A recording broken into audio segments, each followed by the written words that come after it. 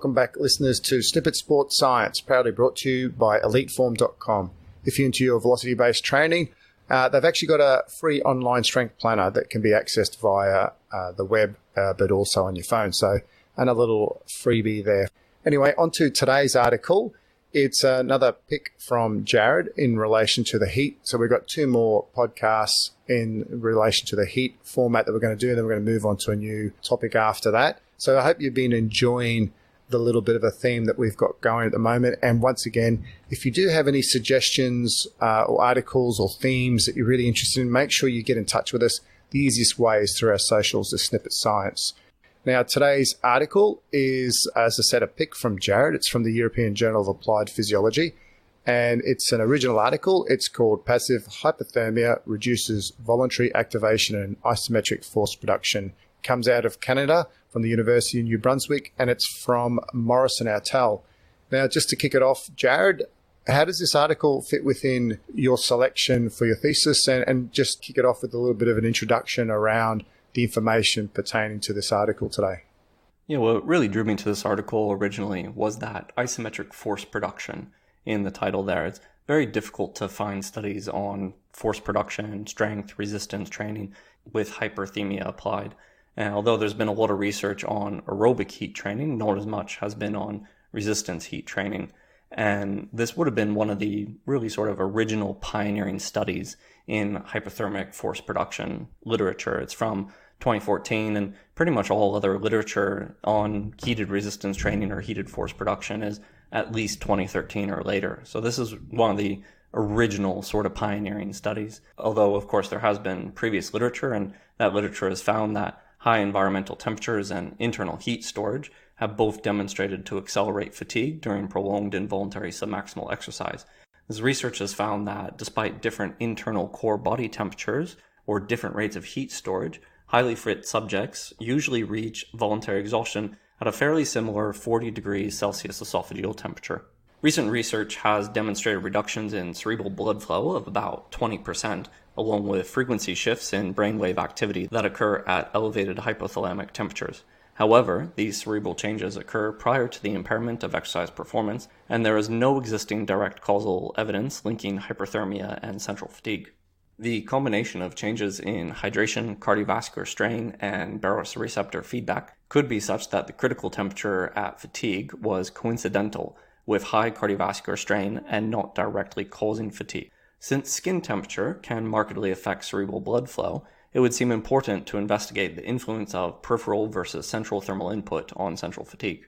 And from this information, the purpose of the study was actually to determine if passive hyperthermia impairs maximum voluntary isometric contractions and voluntary activation to determine the relative roles of the skin temperature and the core temperature on these factors. From this, it was hypothesized that maximal isometric force production and voluntary activation would be impaired by hypothermia even with relatively low cardiovascular strain, and that both skin and core temperature would interact to impair neuromuscular function. Moving into the methods now, they originally recruited 26 males between the ages of 18 and 30, but 4 of the males were not able to complete the heating protocol. It was fairly extensive, getting up to that 39.5 degrees Celsius there. And so their final sample size did end up being 22. They took these subjects and they gradually warmed them to a temperature of about that 39.5 degrees Celsius by running fluid through a 52 degrees Celsius liquid conditioning garment.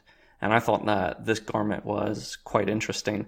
It consisted of a 3-piece suit made of black elastic cotton that covered the head, neck, trunk, and arms, and they also wore an impermeable rain suit over the top of the garment as well.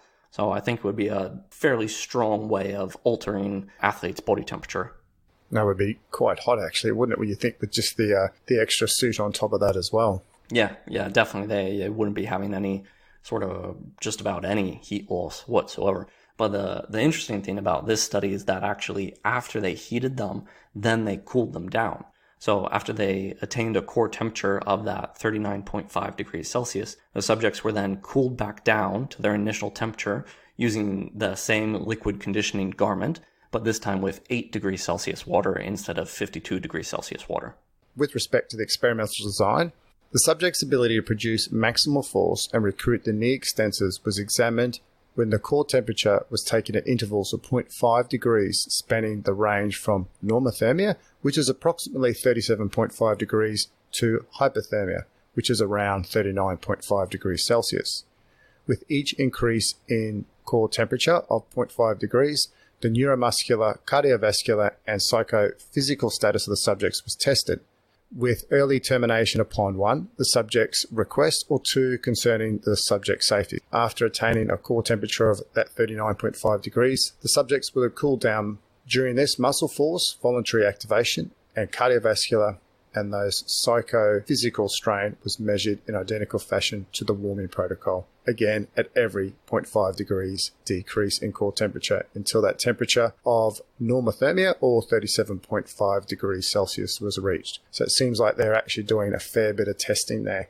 Yeah, so they did a total of about 10 of those maximal voluntary contractions at each half degree. And what they also did, they didn't just have this three-piece suit with the rain suit over the top. They were also in environmental chamber that was set to sustain an ambient air temperature of 35 degrees Celsius during the heating protocol.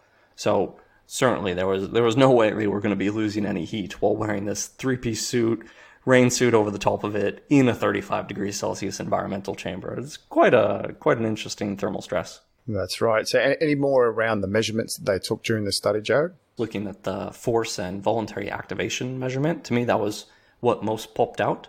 And so their testing protocol here involved systematically measuring the participant's maximum sustained 10-second voluntary contraction, which we refer to as an MVC.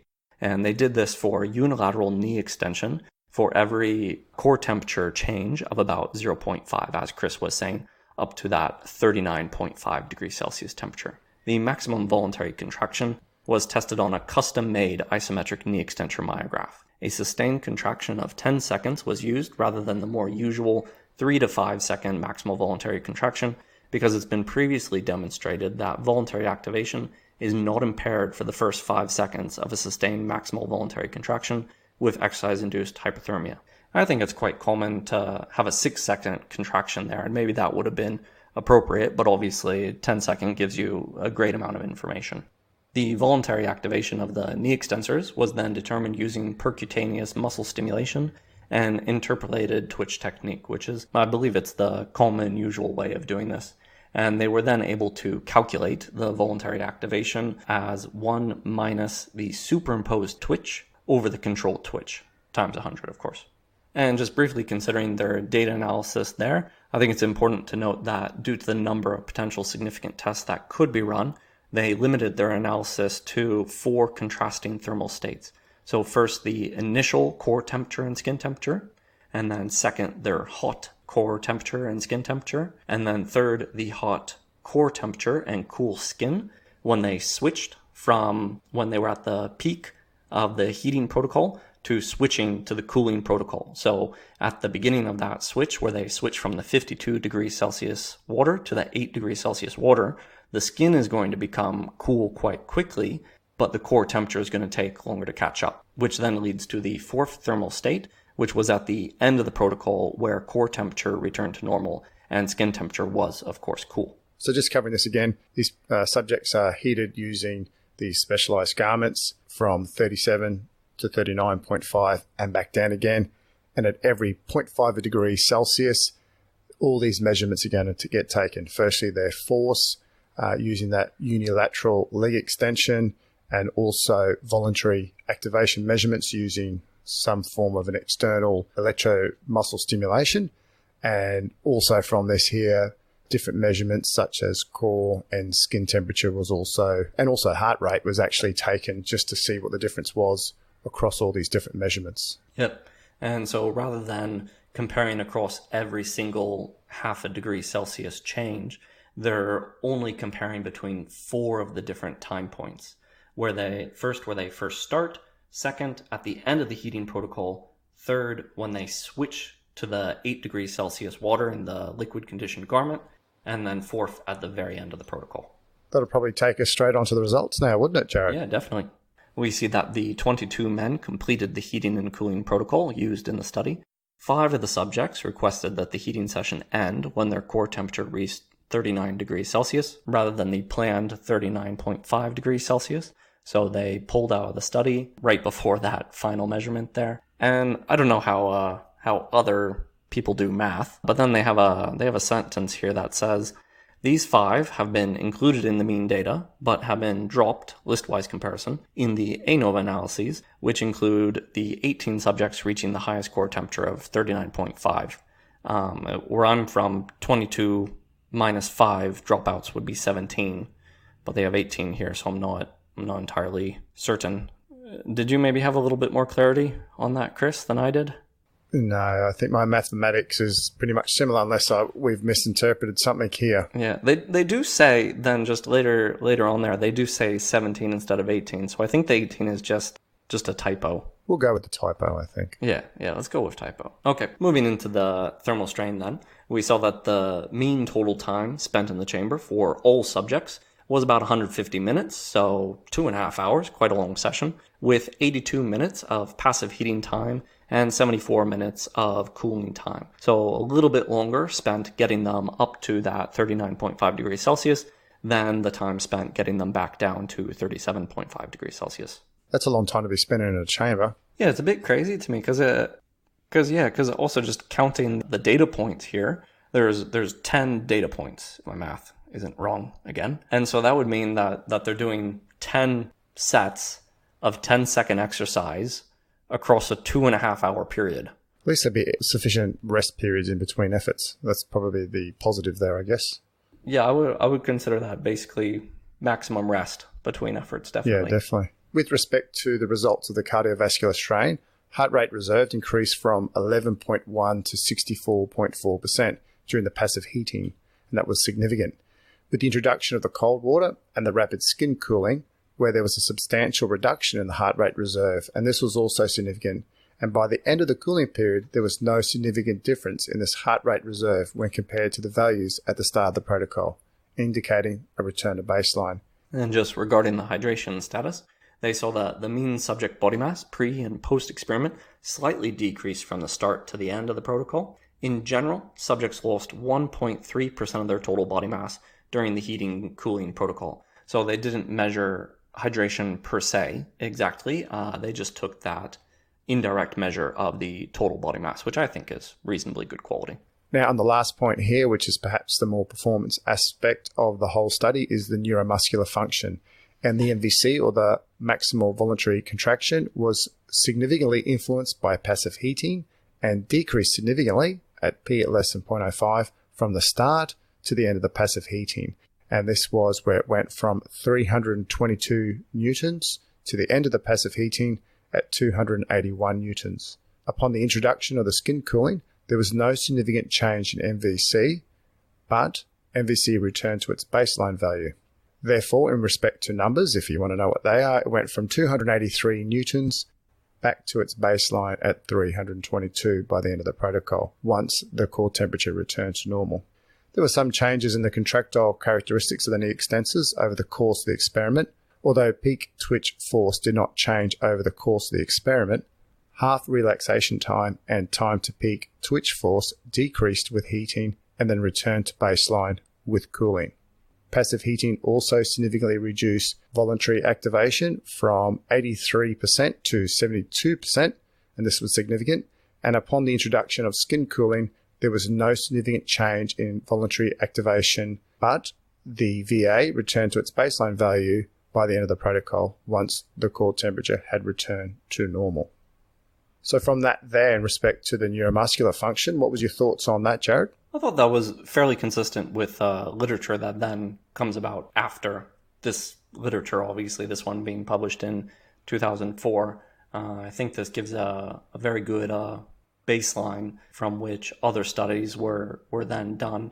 And I think it's a really exceptional design that they've had here that I think is quite good, where they can present a fairly continuous demonstration of how the temperature is being affected over that heating period and then switching to a cooled period as well. So would you say here that, we're looking at decreases in force production, as the temperature goes up. And then when we return back to our normal temperature, that force production ability returns. Would you say that sits really well with some of the other papers we've read around passive heat maintenance, and more so around the concept of warm muscles but having a cool core? That core temperature has that fatiguing effect on the body. Is that kind of along those same kind of themes, do you think? Yeah, I think within how this study was designed, where it's within such a long exposure time of that 2.5 hours, I think it's fairly consistent with what we would expect. Moving into discussion, the first major finding of the study was that the maximal voluntary contraction and voluntary activation were impaired by hyperthermia, even when cardiovascular strain was only moderate. Secondly, it appears that core temperature is the primary thermal input causing hyperthermia-induced fatigue, since when the skin was rapidly cooled by 8 degrees Celsius and core temperature held stable at 39.5 degrees Celsius, there was no recovery of maximal voluntary contraction or voluntary activation, despite dramatic decreases in cardiovascular and psychophysical strain. Additionally, force and voluntary activation levels returned to baseline values upon core cooling, indicating the ability to activate the muscle and produce force was not depressed as a result of fatigue accumulating over the protocol. But the decreases in maximal voluntary contraction and voluntary activation with hyperthermia, and the subsequent return to baseline with cooling, appear to be gradual effects that are not clearly precipitated at a single high core temperature. There was no apparent threshold where voluntary activation dropped suddenly from normal values. Rather, decreases occurred throughout the heating protocol. The decreases in force and voluntary activation observed in the present study occurred at only moderate cardiovascular strain, and this study's subjects were not dehydrated. Therefore, these factors should not have been the primary moderators of the diminished voluntary activation. Additionally, with the introduction of skin cooling, heart rate reserve decreased substantially to 29% heart rate reserve, even while core temperature remained elevated. Although stroke volume was not measured directly in this study, the decrease in heart rate reserve was probably a result of a restoration in stroke volume, which would have decreased during hyperthermia due to cutaneous blood pooling in the periphery. Therefore, a substantial reduction in cardiovascular strain was observed during initial skin cooling, but this decrease had no effect on force or voluntary activation measures.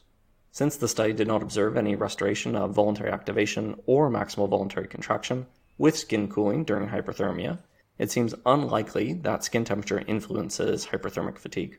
Although in the study they did not measure the muscle temperature, they thought it was possible that it also could have influenced VA, or voluntary activation, and MVC.